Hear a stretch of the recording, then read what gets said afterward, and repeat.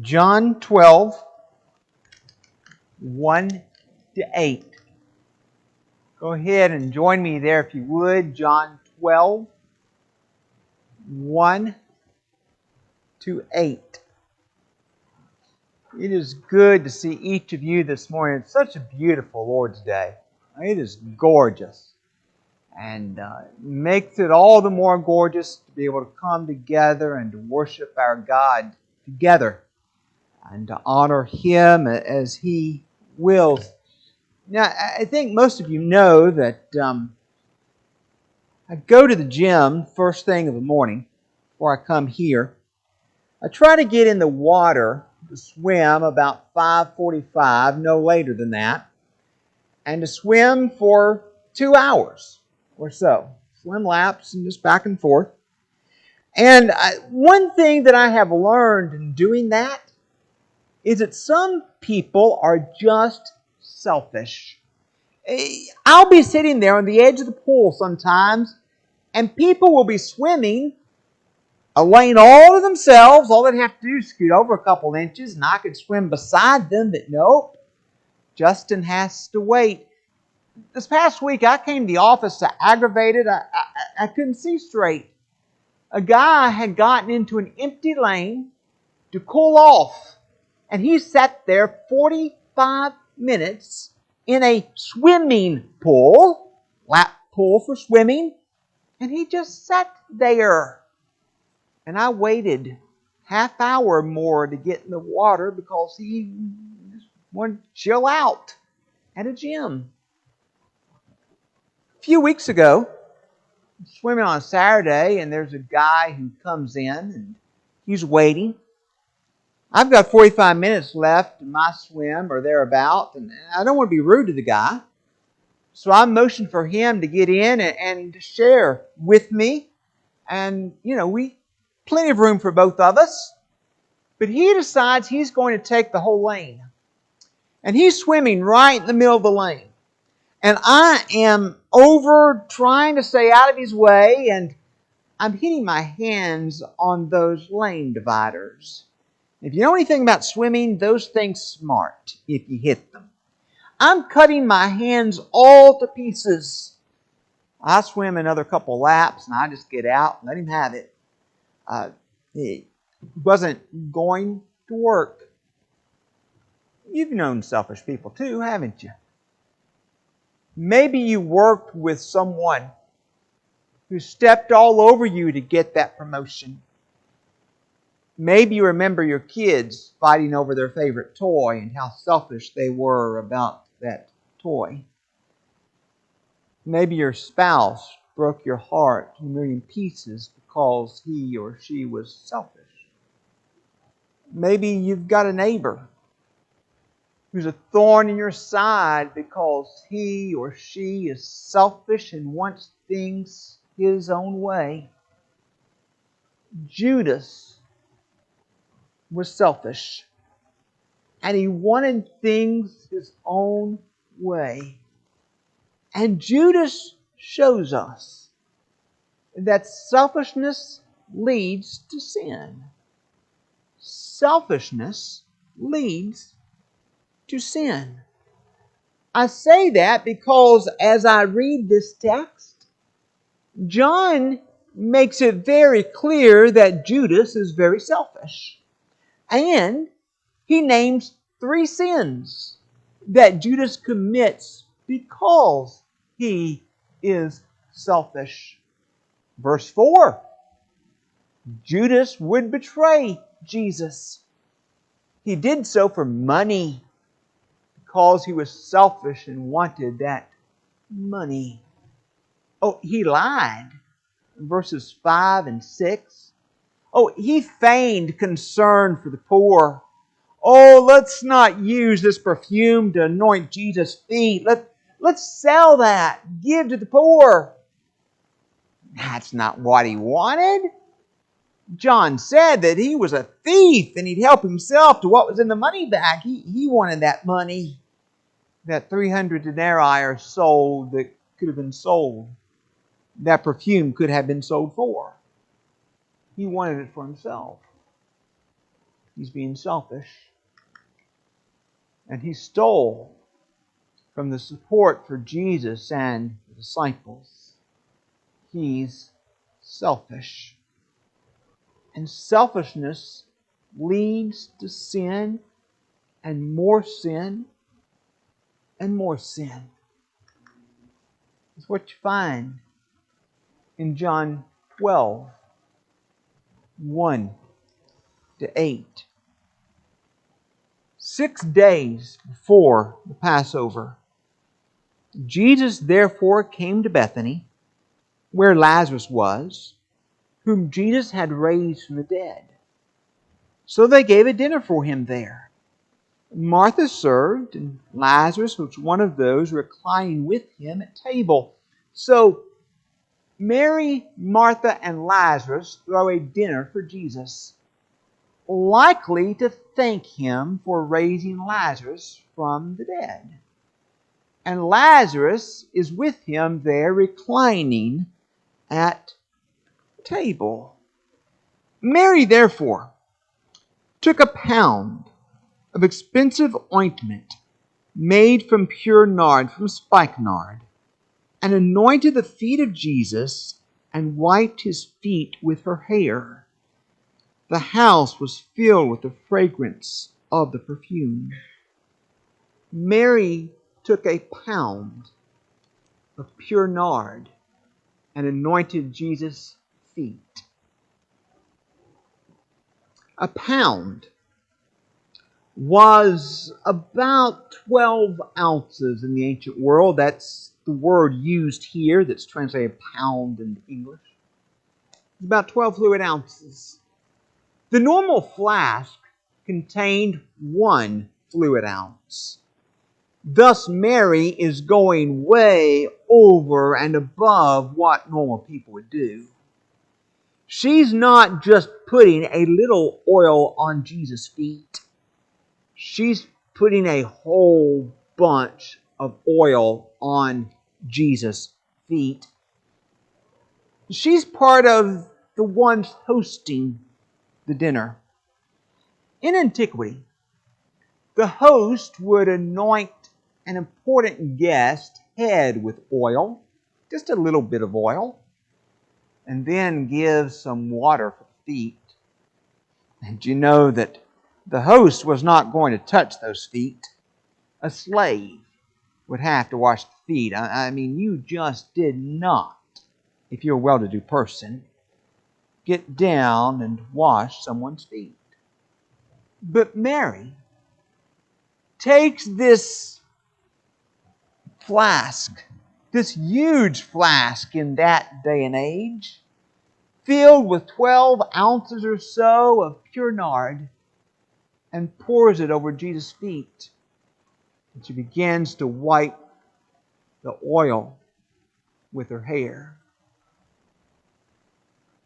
I don't want to get into all the ways of the ancient world and how they thought.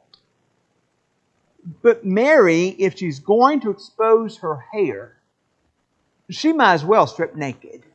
It was considered extremely immodest. It was just not something a married woman would do. It was as immodest as a woman going around naked. In the ancient world, the way they looked at things, a woman did not expose her hair. Now, we don't know if Mary was married or not. She may have been, may not have been. We don't know.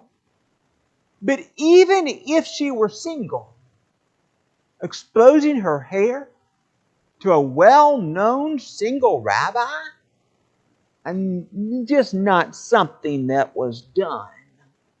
Mary is going against every societal custom when she unwraps and uncovers her hair and washes Jesus' feet with it. Just didn't do it. But Mary is more concerned with honoring Jesus than she was societal norms. She didn't care it was considered immodest in that day and age. She wanted to honor Jesus.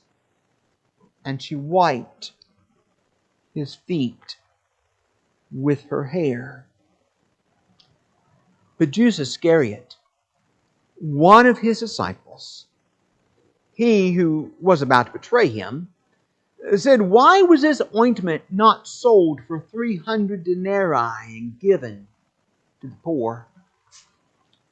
Denarius was the average wage for a day's work in that day and age.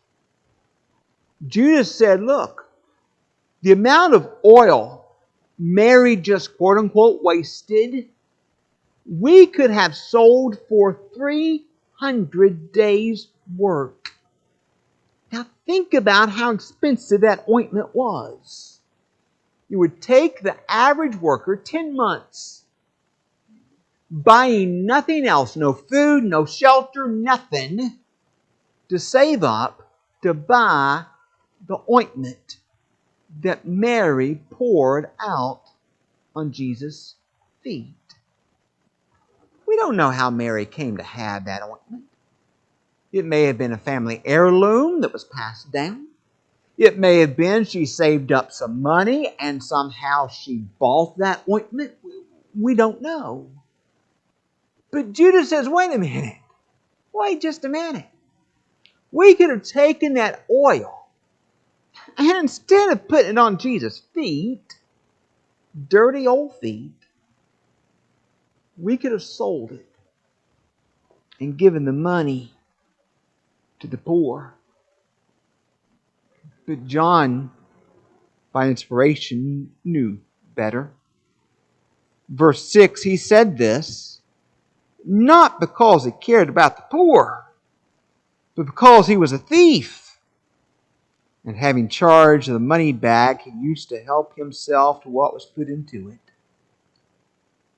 It was very common for rabbis in the days of Jesus to anoint a disciple to take care of the money.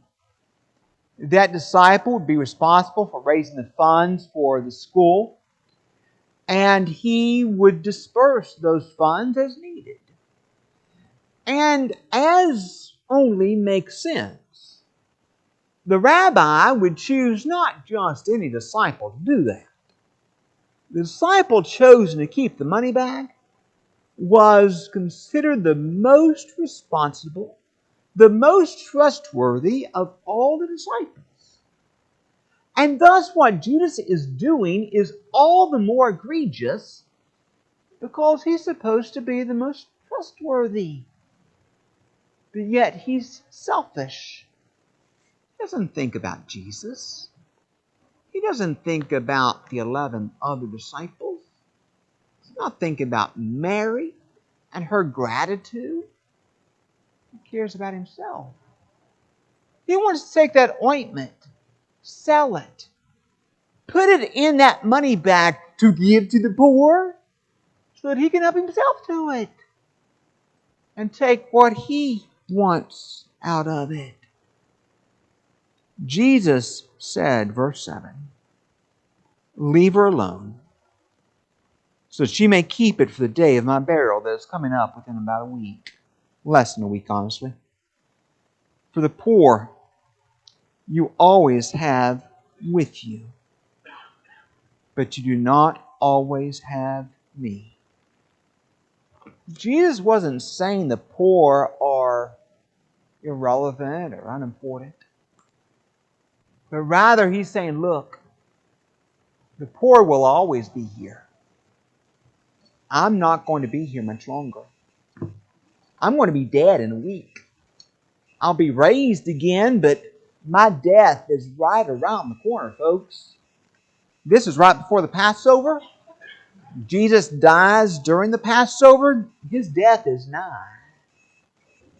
And Jesus says, what she has done is important because she's anointed me for my burial. But Judas didn't care about that. No, Judas is selfish. Judas is steeped in sin. Judas cares about Judas and only about Judas.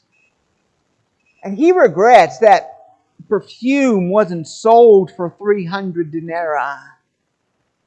given in that money bag so that he could take out what he wanted and fatten his own coffers with it. That's what he wanted. And his selfishness, his concern about himself, led to betraying Jesus, led to lying about his true intent with that money, and led him to be a thief who would take what was put into the money bag. Understand, selfishness has always led to sin. Selfishness has always led to sin. Eve in the garden saw that forbidden fruit, that it was pleasing the eyes, it was good for food, it was desirous to make one wise. She wanted to be like God. And so she took of the fruit and she ate it. David goes out on his roof one night and sees a beautiful woman bathing. Doesn't care that she's married.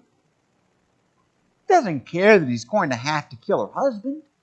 Doesn't know that at the time, but when the time comes, he doesn't care about that. All he cares is about his own appetites. Doing what he wants to do, what's best for David. Nobody else needs to be concerned. Ahab went to Naboth's vineyard.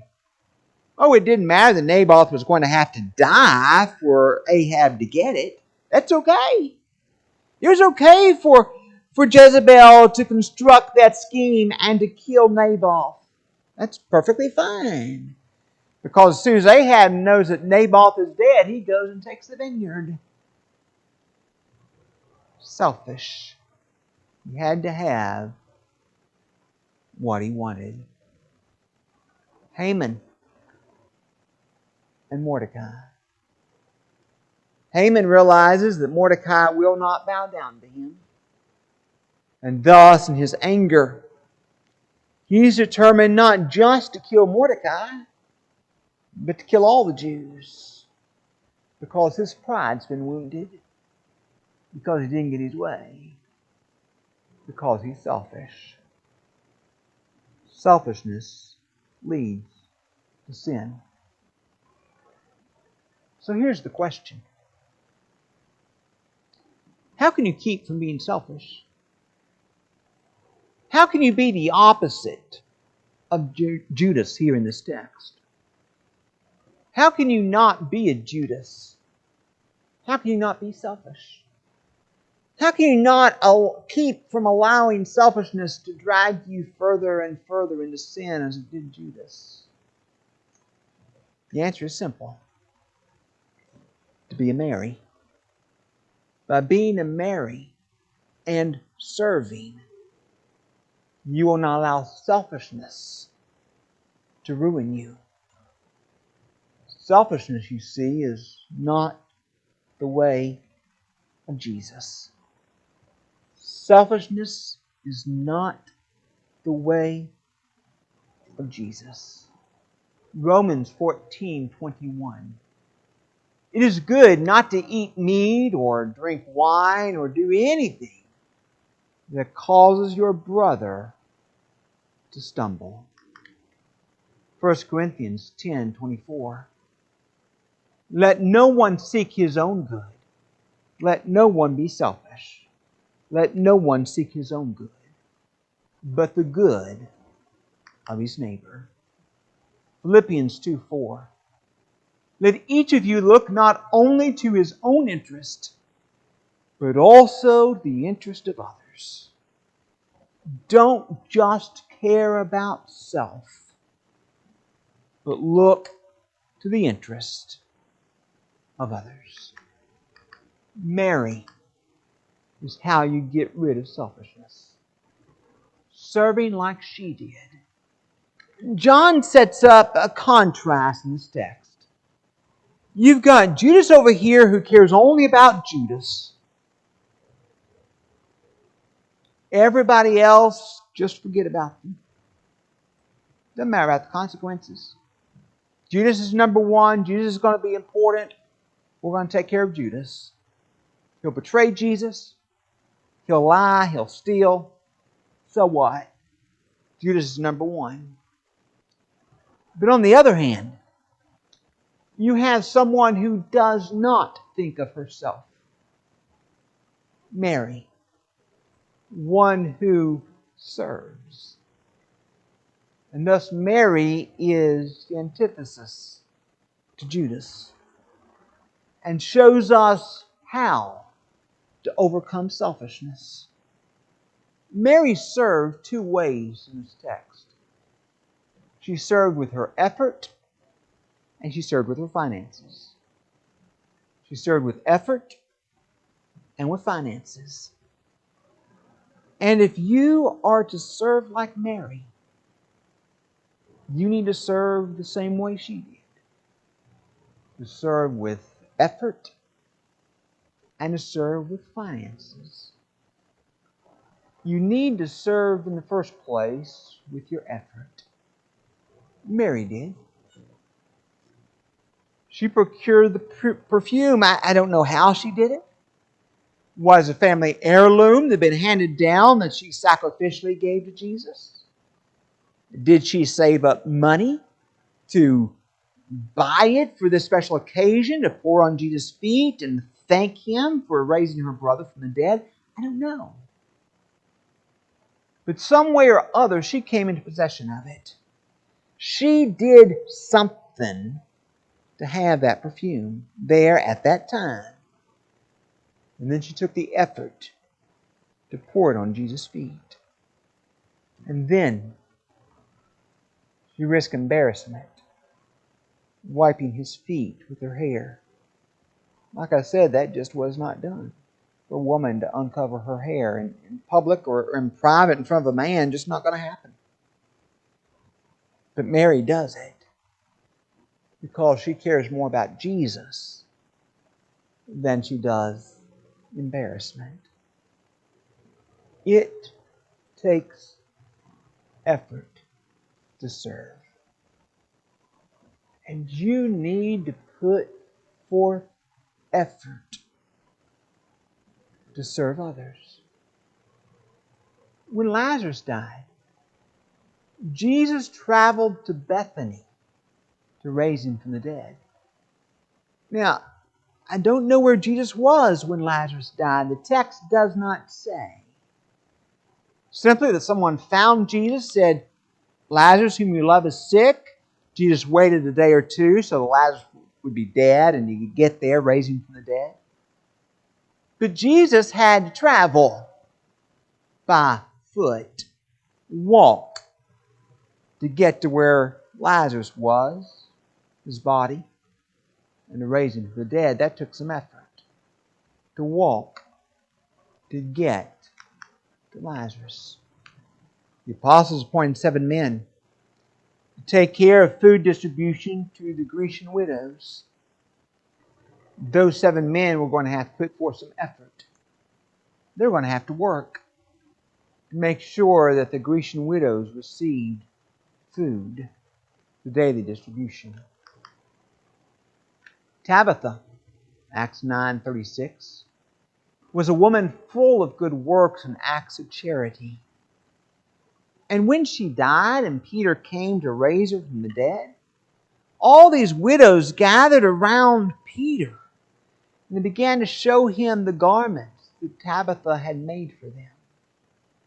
She put forth effort to make those garments, to do her acts of charity, to do all the kindness that she did. She worked at it. She put forth effort. Peter traveled on foot 1 full day to reach Cornelius' home to teach him the gospel. Luke recorded that Peter spent a full day walking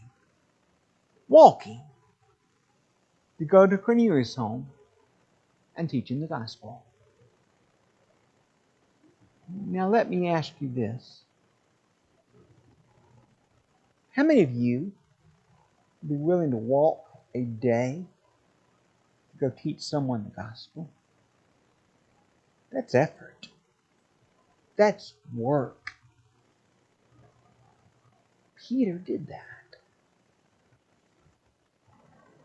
Jesus calls on you to put forth effort to serve others. What opportunities can you find to serve someone else? What is it perhaps that your neighbor needs done that you can put forth some work, effort, and do? What about your spouse, your children, your parents? How might you serve them? How might you help that coworker in the office or at work? How might you help your enemy? Whom can you serve?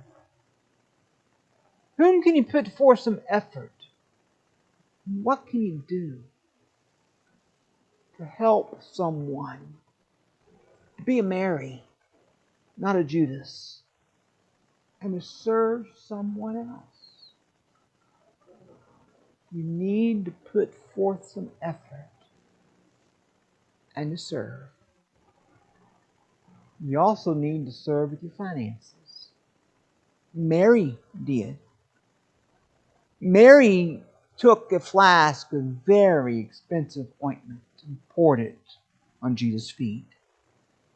Like I said, I don't know how she came to have this flask of spikenard. She may have inherited it. And if she did, she could have done what Judas suggested here. She could have sold it for 300 denarii if his price were right. That's 10 months of work. I mean, think about that. Selling something that you're going to get the price of 10 months of work, that's a lot of money.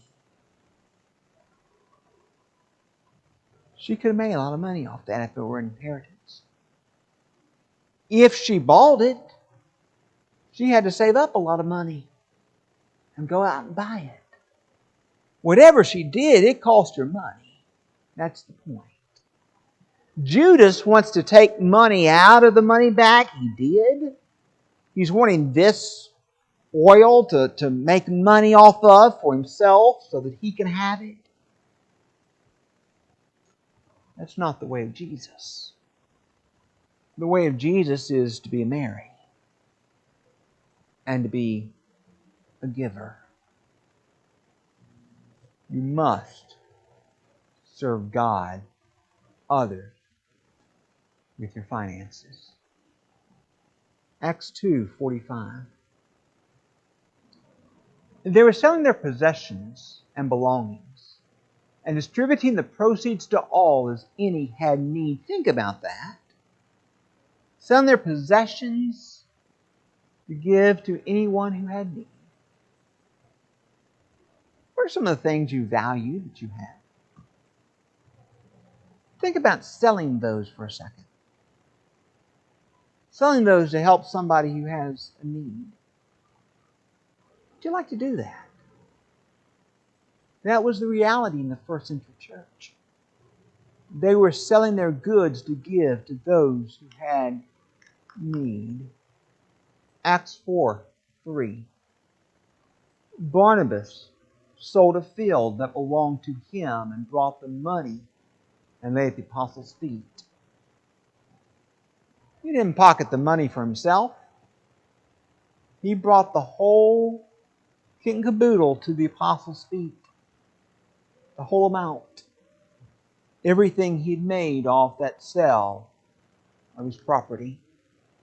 Acts 11:29. When the church in Antioch learned that there would be a great famine in Judea, they determined, everyone according to his ability, to send relief to the brothers living in Judea. They sent relief the brothers in Judea. 2 Corinthians 8:3, for the relief of the saints in Jerusalem, the Christians of Macedonia gave beyond their means of their own accord. Gave beyond their means. You remember in the passage, Paul said, I tried to stop them. I told them, you all need this money. And they said, no.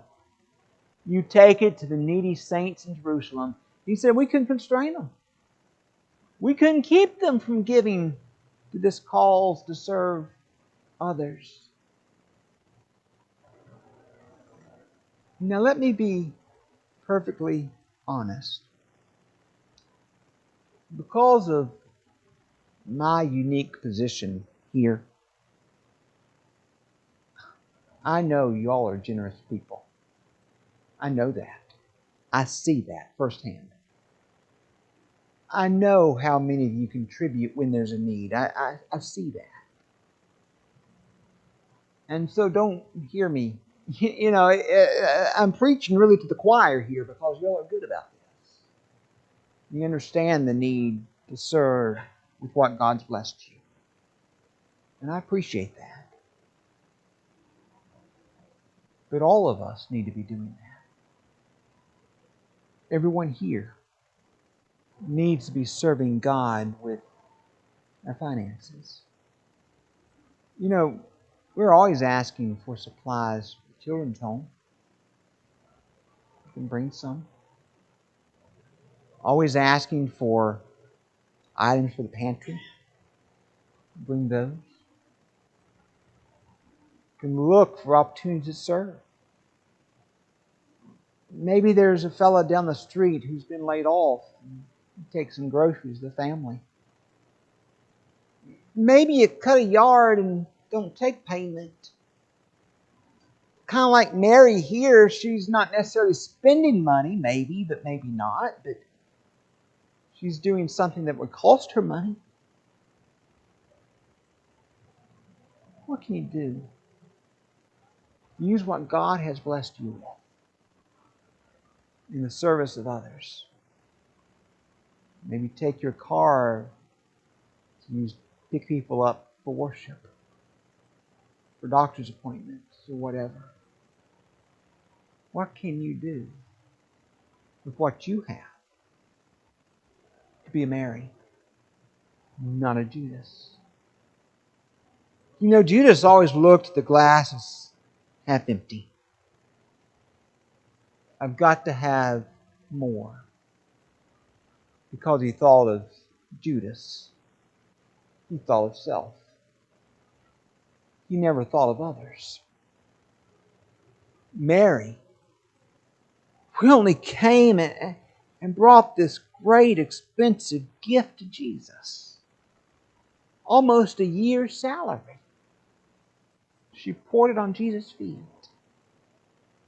in show and sign of gratitude. Served Him. Honored Him. Because she did not think about Mary. She thought about Jesus. You see, Jesus came to this world as a servant. The Lord said in Matthew 20:28, the Son of Man came not to be served, but to serve. His purpose here on earth was not to be a Judas. It wasn't to get people to look at Him, oh, how great is He, let's give everything to Him and let's honor Him. And no. He's worthy of the honor and the praise and the glory because He died for man. Revelation 5, you are worthy to take the scroll, open its seals, for you have redeemed for God people of all nations and nationalities and made them priests to your God. He didn't come for that purpose. He came to serve. He came to die for your sins and to show the way the Father. Jesus came as a servant. Are you serving Him? Are you His servant? You need to come this morning. Become a servant of Jesus and follow Him wherever He wills, wherever He leads. You need to come. Why don't you come right now? Let's stand and sing.